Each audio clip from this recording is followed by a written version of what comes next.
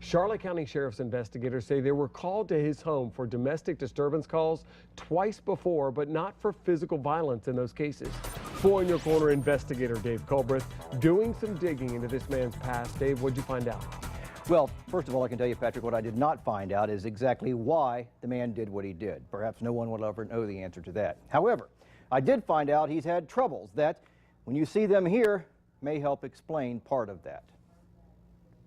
Jaroslav Vanko, who went by Jay, grew up and lived in the Czech Republic until 1999, when at the age of 36, he and his wife, daughter, and son relocated to Key West. And for 3 years, he was a cook at the Casa Maria Wyndham Resort. They stayed there until 2002, when they decided to move their family to Northport and bought this house.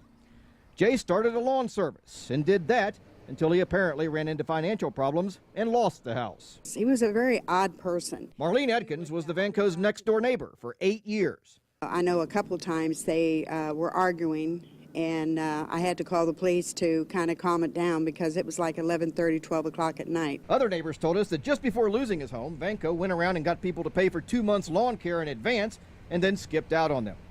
In 2009, he and his family moved to the Lakes of Toscana apartments in Port Charlotte.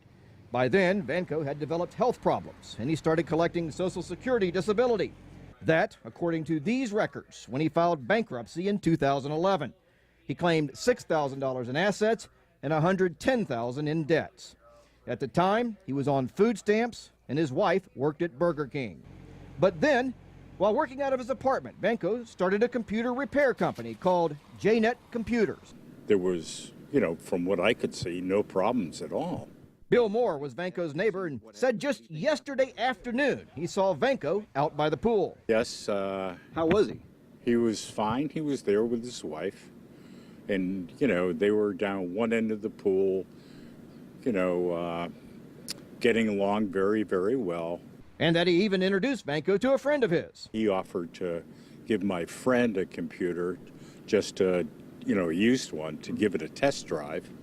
And, hey, I'll come down, hook it up, hook up your printer, wireless, do whatever. But then at 8:07 last night, investigators say Vanko shot and killed Charlotte County Deputy Michael Wilson while he walked up the steps to Vanko's apartment on a domestic dispute call.